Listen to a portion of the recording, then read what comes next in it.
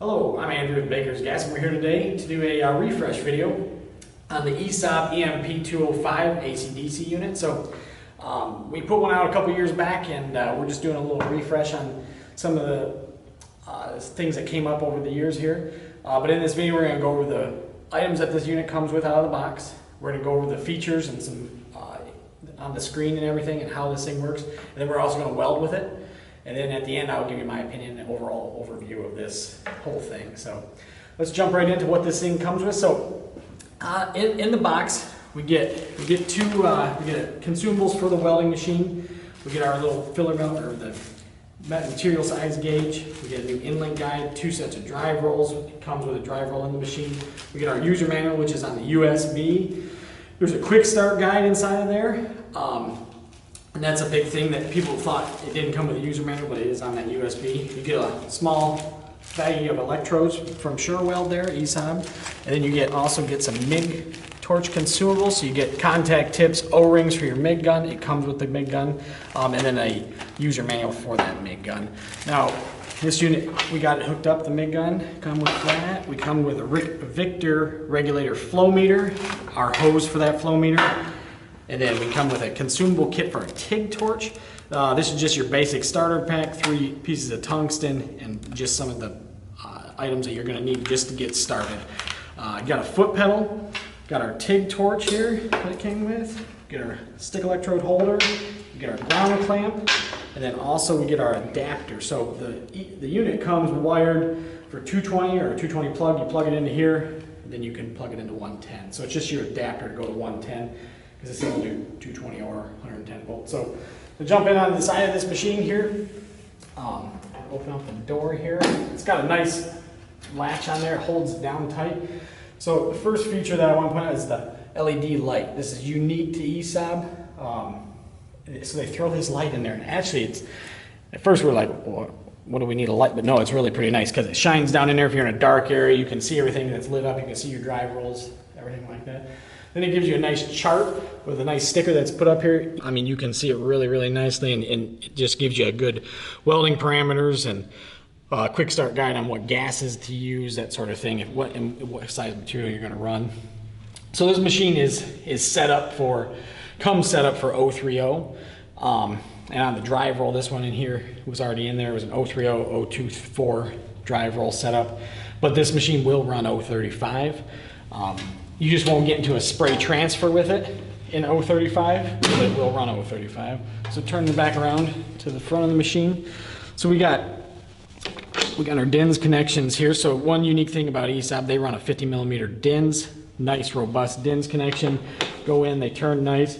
And if your sticker does wear off, they actually cut in their positive and negative signs, which is sweet. Because I've seen some of these now. This machine's been out for since it's a few years now, 3 years, 4 years, and those stickers do wear off, so it's nice to have that cut out in there. You got your front gas solenoid for your TIG torch or your spool gun. This thing does have 2 different gas solenoids, one for MIG, one for your TIG spool gun right here, and that's where your TIG torch plugs in. You got your connection here for your MIG gun for the trigger, and that is also the TIG foot pedal connection as well. So just jumping into the screen here. So we got our sMIG, which is our smart MIG, which is a feature on here that automatically adjusts for your torch angle and your contact tip to work distance, basically, so your in and out function when you're MIG welding. You got regular MIG welding. We got flux core. We got our stick setting there. We got DC TIG. And this unit, as everyone all knows, does AC TIG, so we can weld aluminum with this unit. Then we got our settings feature, and we got our user manual. So that's your home screen, pretty easy to toggle. Now in the last couple of years, I've seen these machines have been pretty good out there in the field, and not a lot has gone wrong. I know a lot of people questioned it in the beginning, well, is that screen gonna hold up? Is this stuff gonna be? We haven't seen very much, hardly any problems with those at all. You got your voltage and your amperage, wire feed speed adjustments up there. Now one nice thing about this unit, and we've gotten a lot of compliments on it as far as being in the field. Saw a lot of contractors using these in the field, but is all the handles. So you got, you can grab it from different points. It weighs 49 pounds without the spool of wire in there, so I mean it's fairly light. You can one arm carry this, no problem. I mean I can. It's nice. It's a nice unit. On the back side of the unit here, one nice feature they did is they covered their on-off button with a nice keep the dust out. This thing is it's built to be out in the field and work. It's IP23 rated, so you can take rain at a 60-degree angle. If it does get wet on the inside, it takes about 10 minutes to drain. You can weld with it after that. We'll go back to the home screen here. So it's on sMIG right now. But one thing I wanted to show you guys here, we're gonna go over to settings. And you just hit that center button. We're gonna go up, we got information, you can change the language, but one thing I wanted to show you is settings is basic or advanced. So this just opens up, we're gonna run this video in advanced, but it opens up the door to go back to basic. So if some of these settings, and it's just gonna open up more settings in the TIG side of things, AC TIG, DC TIG. If it's not advanced, you won't see those things, such as balance control, that sort of thing, pulsar settings. But we're gonna run it in advanced. We're gonna go back home. This one's just a user manual. We'll start down here, and it just gives you operation. So you can click on any one of these pictures, and what it does is it tells you how to plug in it's just step-by-step plugging in your gas and that sort of thing. And you can go back. Kind of a unique thing to ESAB here. Wear parts, so this is a nice thing too. So say you run out of contact tips, you don't know the part number, you can go right into the settings here, click on that, and it'll give you all the contact tip part numbers, liner numbers, everything. So you can contact one of the tech guys at bakersgas.com, give us that part number, even if it's not on the website, just like this unit inside here, inlet guides, all that stuff. If it's not on the website, we can get any of these parts. It doesn't, we can, so just give us the part number, what you need. We'll help you guys out, but really nice because everyone loses their user manual usually, and there we go. So we're gonna go up to AC TIG. So AC TIG, unique to the 205 EMP, but we're just gonna hop in there. So all these, this is your base thing, so you can change your balance and you can change your amperage. So on AC TIG, it goes down to 10 amps. It goes all the way up to 130 amps on AC TIG. So we're gonna hop into information. So all these settings are gonna have this information knob, and I'll just go over it once on this one, but you click on that, and it's going to give you, so say we're welding aluminum, so if you don't know parameters or tungsten wise, so it's just going to give you a chart of what amperage to run on, like say that lap joint there, or the corner joint, and then your lap, and then your T. It's going to tell you if you're using 1/16, what amperage to run, thickness of material, that sort of thing, and then so on and so forth, all the way down for your material thickness, joint type, tungsten diameter. It's just going to give you just suggestions. Now, and like I said, this features in all of these, each one of these menu items. Setup guide. There again, it's going to give you the current ranges, that sort of thing for the size tungsten. What's the max amperage we can run on a 1/16 tungsten? What kind of filler material, and then obviously what kind of gas we're using. Pretty nice. Then here's your 2-tap, 4-tap. So you can change the trigger to on off, or you got to double tap it. Pretty nice little feature. We're just going to leave it at the 2-tap trigger, which it comes standard on that. We're going to go up to, so memory, you can set up to 4, store up to 4 different settings. So if you like a setting, you just set it, hit, say you just want to hold down, oh, I'm sorry, and then hit save, there you go. And it'll pull in there. And then this is the where the advanced features come into play. Like you wouldn't see this if it wasn't on advanced. So you got your pre-flow, post-flow, upslope, downslope. That's your 2-tap or 4-tap. You can change it in here. This is our next one is our amplitude offset. So we can change our amperage on our positive side or our negative side. We can change the percent or the amperage, max amperage on either side. Unique to ESAB, because to get that feature right there on competitors' machines, you got to buy like top of the line TIG welding machines to get this, and there's no other TIG welder in this price range that has that setting on there. Pretty unique. and as well as the frequency setting for your on the AC output. So I believe we can go, oh, I gotta click on that. We can go all the way up to 400, I believe, on this.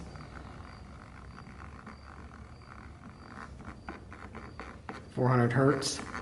And if anybody knows about these TIG welders, to get 400 Hertz on it, you got to buy a pretty nice TIG welding machine, a high dollar machine, I should say, to get up to that 400. But then it goes down to 25 Hertz. So pretty nice. We're going to just leave it at 120 right now because we're going to weld with this in the AC output. All right, and then we're going to toggle back here. And we're going to go back home. All right, so that covered the AC output. You go to DC, same thing. We got our information, memory, then I'll go up to the pulsar because that's unique to this. So you got pulsar on or off, does up to 500 pulses per second. Pretty unique to this machine is also because to get into that on other machines, it's a pretty expensive unit to get to that. And then we got parameters. So this one does the same thing, post-flow, pre-flow, post-flow, upslope, downslope, your trigger setting, and your high freak or lift arc. So you can turn on high freak or you can turn on lift arc, whatever you prefer.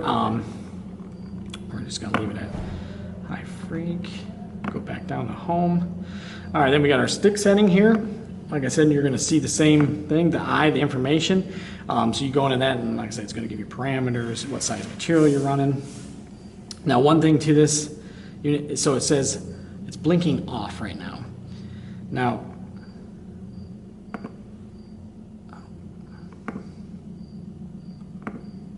so it's blinking off right now. So what it's doing is, if we had a set up for stick welding, you'd have to go strike the arc, it says off, you'd have to flip this knob and it turns orange and it says on. So now your output is on. So it's just a safety feature. So if I were to set my stinger down and it was off, I'm not gonna arc, but if it was on, it's gonna arc out on the table or anything. So you can shut it off and let it sit there. You just gotta remember to turn it on because some people got a lot of calls on that.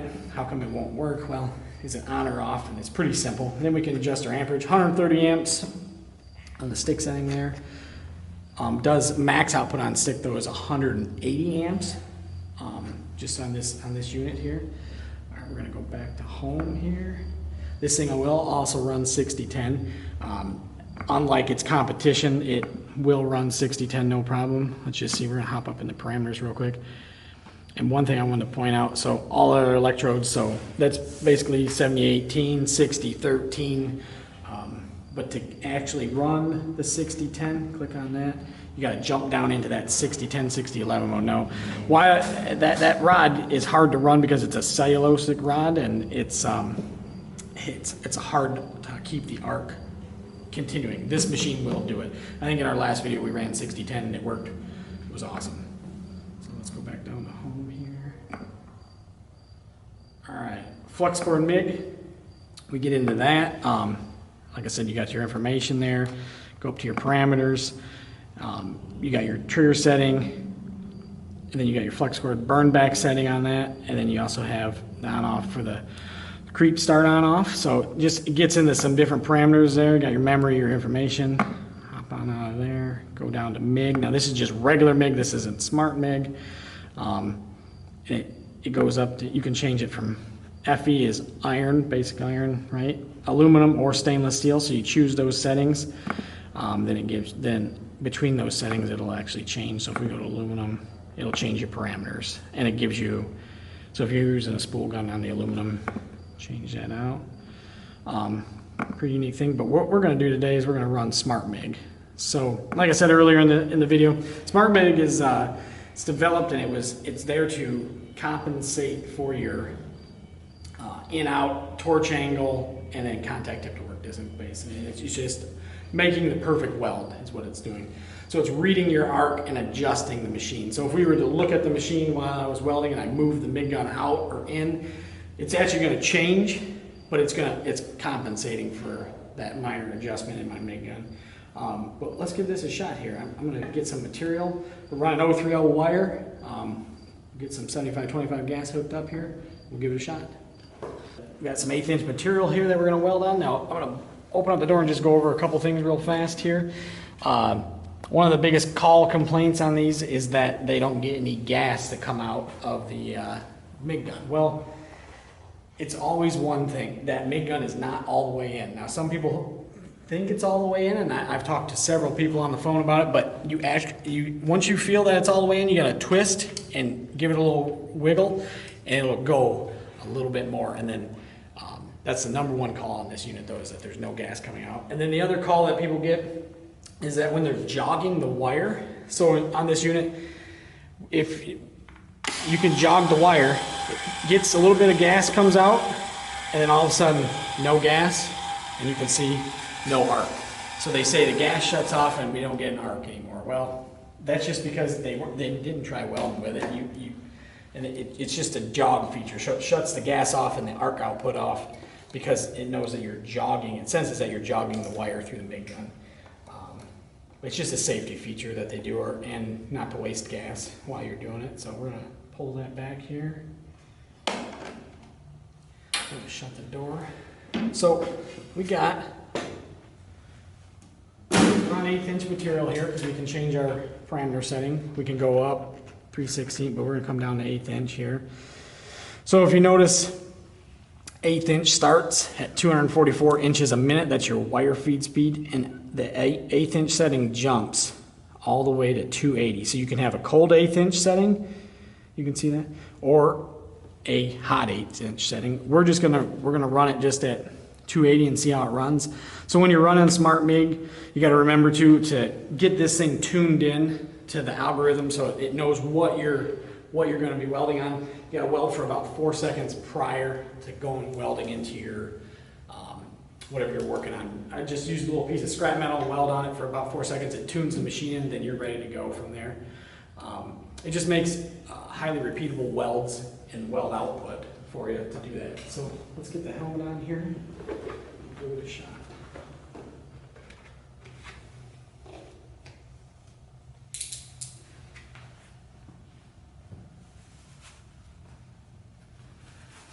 So we're going to do our tuning in setting here real quick.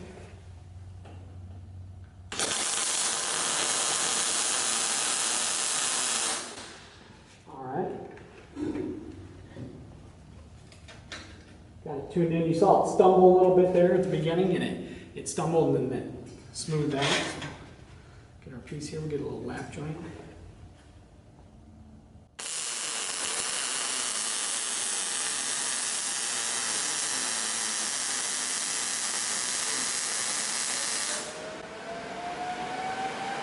Just run a little lap joint there just to show you guys what Smart MIG does. So you can see it didn't stumble right at the beginning. Because I had already tuned that in, so it welds really nice on that Smart MIG. I mean, that's a nice feature to have. Shut that unit off there. But no, it tuned itself right in, and we got a good, highly repeatable weld. So now we're going to get the same consistency every time we pull the trigger. Pretty unique. So let's get this thing set up. We're going to do a little AC TIG welding with it. Try it out. So we got this thing set up for AC TIG welding now. Just to run through my parameters, I got a 60% of my balance at 130 amps, and we're running about 120 hertz, as you can see here in the parameters. I'll just jump over there so you guys can see what I'm right there, 120 hertz on my frequency. So we're gonna try this out, give it a shot.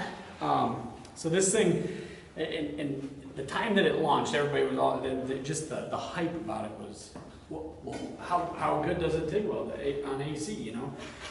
Well, here, we'll give it a shot and I'll show you guys it.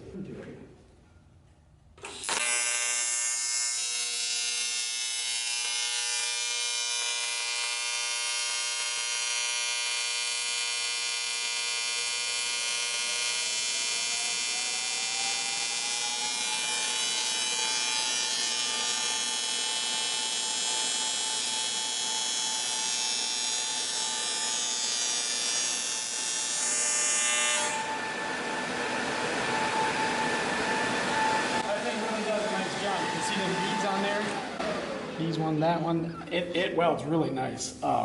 So what I really enjoy about this machine is the adjustability on the AC side. So you get a lot of the benefits of buying a high dollar TIG welder for only right around roughly $3,500. So I mean, it's pretty amazing what it can do on AC. So just a couple of testimonials that we've had put these in an educational facility, and they've been running them, and we've had no trouble. They run them on AC TIG, they MIG weld with them, they stick weld with them. They've been running great.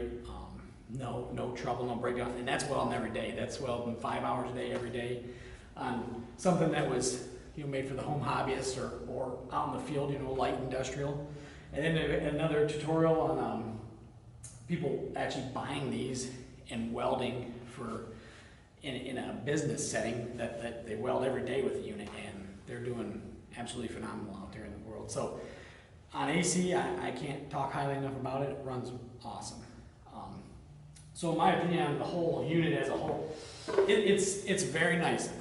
Very compact, portable. I've seen people put them in the bed of the trucks, run on a generator.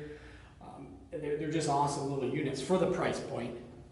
Obviously you're not going to get a lot of amenity as like a $10,000–$12,000 machine, but for the price point, they're awesome. They're awesome units. So to throw this out there, and this thing is the EMP, so it's the 205 AC/DC. They also make a 215, which has no AC output. But that's about $1,000 less than this unit, and this unit runs $35.99, roughly right in there. But for an extra $1,000 to get AC, I think it's well worth that price point to get that extra, for the extra $1,000 you get the AC output on it. That way you don't, down the road, if you don't AC weld now, or weld on aluminum with AC, you can't, if you buy this and you want to do it later, it's perfect. So you don't have to buy another machine. We're going to throw a promo out there. So with the purchase of this unit, you get a free flow meter regulator from Victor.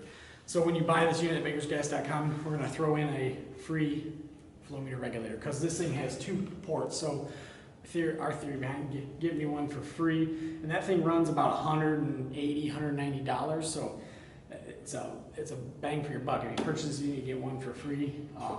So you can hook 2 bottles up to this unit, so when you're switching back and forth between TIG or MIG, you don't have to undo the regulator flow meter and swap out bottles, that sort of thing. But thanks again for watching. Leave your comments below.